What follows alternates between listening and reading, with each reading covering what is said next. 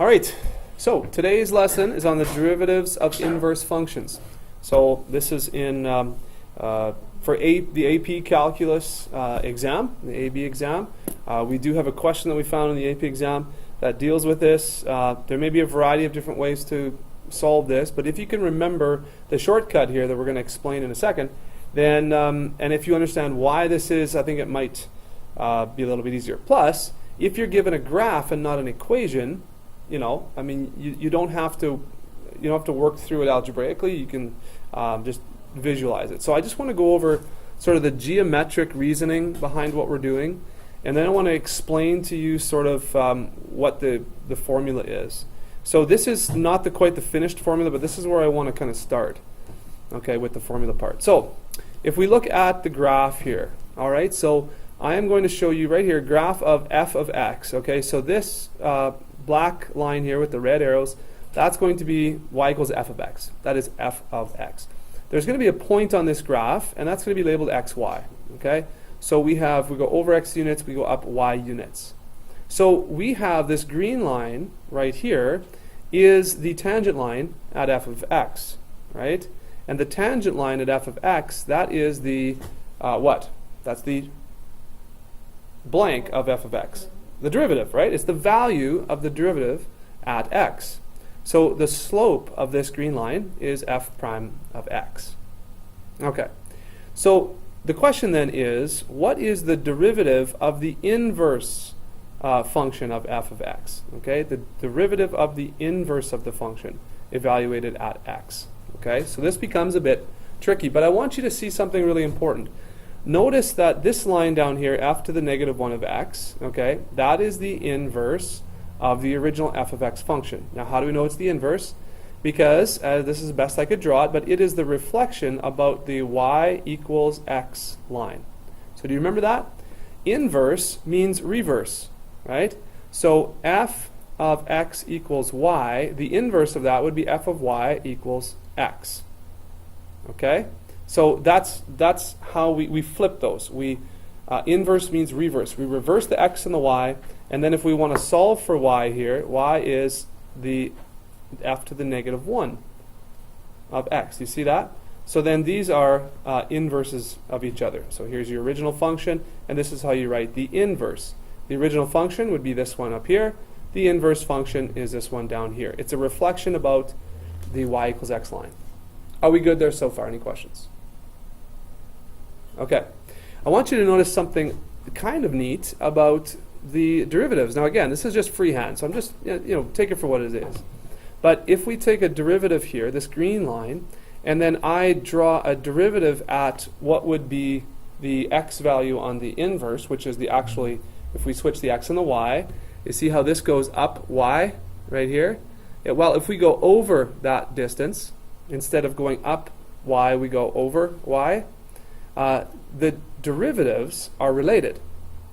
And if I drew a number of them here, you would see that this derivative here for f of x, so that's f prime of x, is the reciprocal of the derivative of f, the inverse of f of x, f to the negative 1 of x. So they're inverses of each other. So f, let me see, I'm going to write this over here somewhere. So f prime of x is related to the f prime of the negative 1 of x. Okay, and their values would be sort of the reciprocal.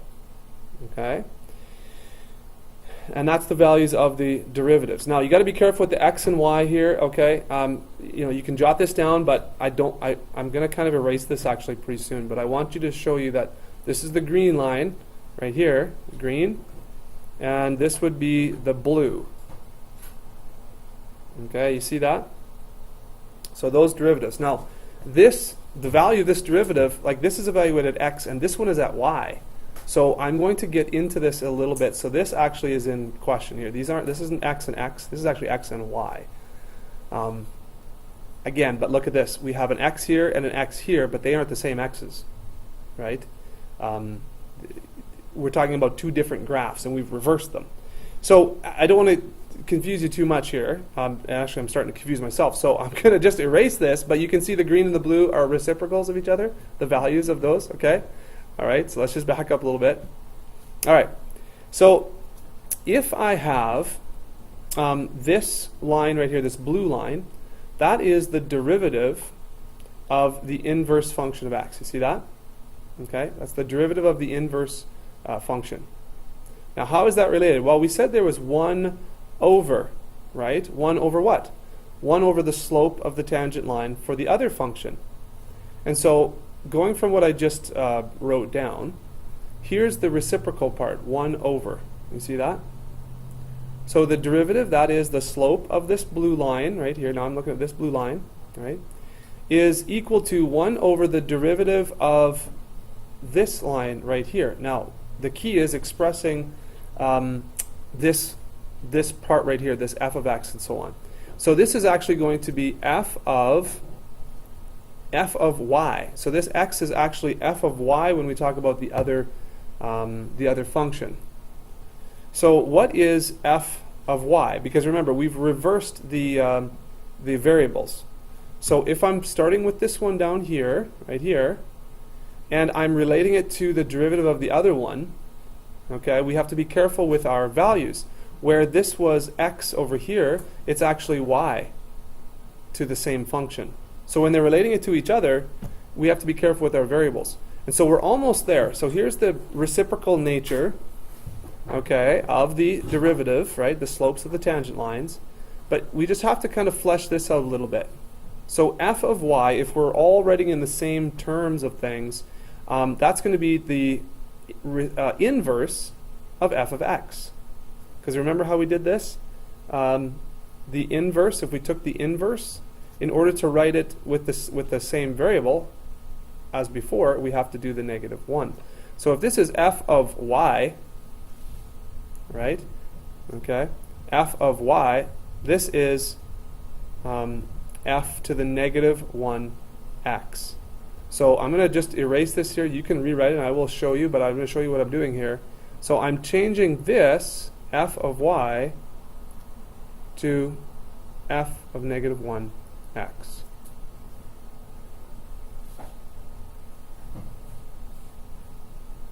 So now those x's are the exact same. So they're the same values now. Okay, so I'm going to show you the same thing down here. I'm going to come back to that theorem in a second. But this is another way to look at it, okay? So this should be, they kind of mix up the Leibniz notation here, but this should be what we just wrote. d dx of f to the -1 of x is 1 over, and really this prime here, I'm not sure why they did this, to tell you the truth. This is d dx without this here, right? Of f to the -1 of x. So I thought that was going to help, but apparently it's not helping. Okay. I don't like it. So we'll go with this one. Okay? Now, this only holds true if the function does not have any part where where we have a 0 slope here. Because what's the inverse of this slope? 1 over 0, right? So that's going to be an issue. So this does not hold true at that point where the derivative of f of x equals 0. And that's all this theorem says. So if f, the original function, is differentiable at every point on the interval I, and d dx of f is never 0, then f has an inverse and it's differentiable. That's what this little theorem says. So this doesn't count here, doesn't count here, and this doesn't hold true at that point. But at every other point, it would be true. Okay? So, all right, so any questions? So what this says is the derivative of the inverse, which is this blue line actually, is equal to 1 over the derivative of the function that would be evaluated at the inverse. So when x and y are switched, basically, that's f of y. So if this is, check this out, this is x and then y, right? So this is going to be actually f of y, and then this is y, and this is x. So this is y here, f of y, which is f to the negative 1 of x. I know it's a bit confusing, but let's try and memorize this. The derivative of the inverse function is 1 over the derivative of the function evaluated at the inverse, or f of f to the negative 1x. Okay? So take a few moments and just digest that, and then we'll take a look at an AP exam question where we can use this. All right, so here's a question from the AP exam that we found, an AP practice exam. And again, this, if we examine this here, it says let f of x be this. Okay, so here's our f of x. G is the inverse of f. Oh, so guess what? G is f to the negative 1 of x. You see that? Given that f of 0 equals 1, so we have x equals 0, y equals 1. What is the value of g prime of 1? Oh, what's g prime? Oh, g prime, that's d dx of g, is the same as d dx of f to the negative 1 of x. And so you trigger that, you say, oh, derivative of inverse. All right, so let's see if we can remember our formula, d over dx of f to the negative 1 of x, right? That equals 1 over, because it's reciprocal, what do I write down here? D over dx, f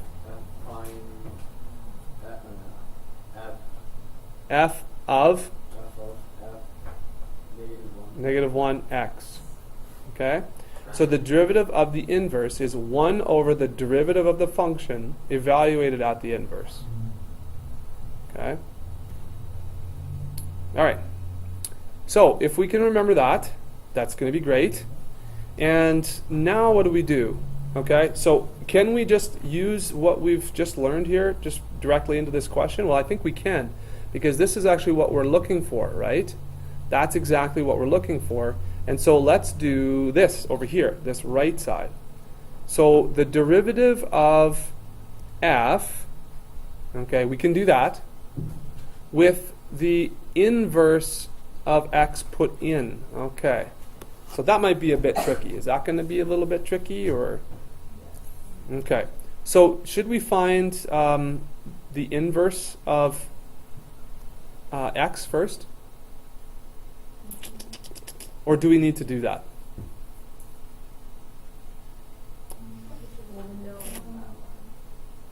Okay, so what is the value of g prime of 1? Okay, so g prime is the derivative of, this is g prime, right? And so what is x? What is x? 1.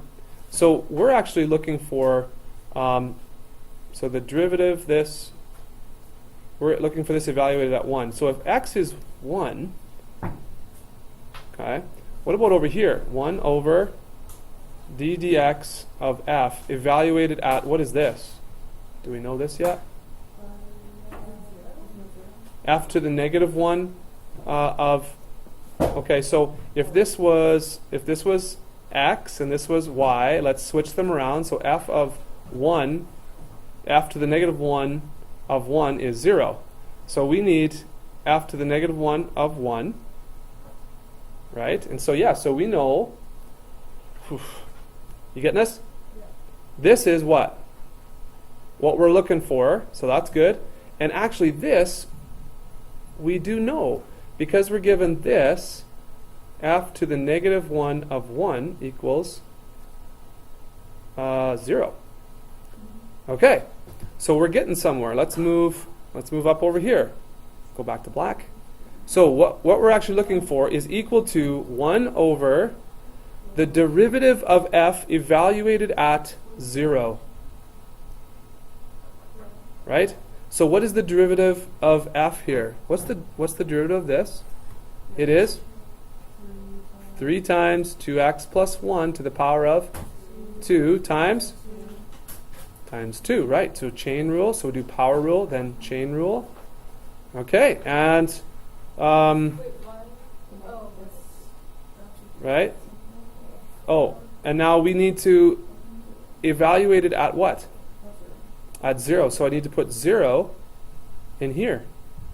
So 1 over 3 times 2 to the 0, or 2 times 0 plus 1 squared times 2, which is 1 over 3 squared is 9.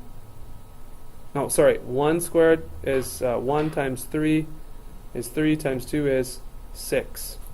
So we should have 1 over 6. And I see that there. Whew.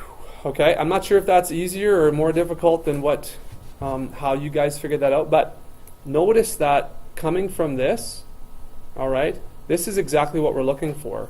And so all we needed to do was figure out this from the question. Because the derivative of the function is easy, we just need to figure out this. And so f to the negative 1 of x is actually just when you reverse these around, right? F to the negative 1 of 1 equals 0. So that's f of 0. So the derivative of f evaluated at 0. Or that's f prime of 0. Right? The derivative right here with 0 put in there. Now, I hope that the answer is 1 over 6. Does that look right? Okay. Questions?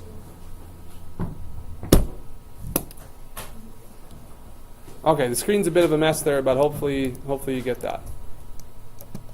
Okay. Okay, so here's one similar from a different AP practice exam. See if you can figure this one out. It's number 29. Take a few moments and do that. Okay, so we'd want to remember our formula. So what was it again? D dx what? Of what? F to the negative 1 of x is going to be equal to 1 over reciprocal d dx of f of what? Negative 1 of x. Okay. So we've got f here. This is f of x right here. I want to find this. So g prime of 2. Okay, so g prime of 2. So what is, now g is the inverse, so I'm looking for d dx of f to the negative 1 evaluated at 2. Okay, so what do I take? What, g of 2 is 0. Can I use that? So g, this is the inverse, right? So that's f to the negative 1 of 2 is 0. Is that correct? Is that right? How did you get that logic again? Well, if g is the inverse, so g is f to the negative 1 of x. Yeah. So if g of 2 is 0, that means f to the negative 1 of 2 is 0. Okay? So then I need this, right? F of, and what is f to the negative 1 of 2, right? Because this should be a 2 if this is a 2, and it's given right here. So f of 0. So derivative of f evaluated at 0. So the derivative of f evaluated at 0 is going to be, well, actually let's just do x first. Okay, you're going to do this on the test, and you're going to do it, fairly quickly, but I'll show you every step. So 3x squared plus 4, right? And so we have f prime of 0, 3 times 0 squared plus 4, which is 4. Yeah. And so this right here is equal to 4. So our answer is 1 over 4. Is it C? Do we know that? Let's just check. All right, that's the answer, 1/4. Wait. Awesome. Everyone is awesome. Marks for in the- What will you get marks for? Hey, it's multiple choice. They don't care about anything, just the answer. I really hate that. So just get the answer right. Yeah, well, that's, you know what? They don't give you credit for your work because, like, the answer's staring you in the face. So Yeah. I guess, Oh, yeah. you don't. The thing is, you don't have to show all your work if you have a shortcut, or if it's logical in a different way, and you just know what the answer is. You just go ahead and choose it and move on. But anyways, yeah, no, they give you credit for the work in the short answer. Did they give you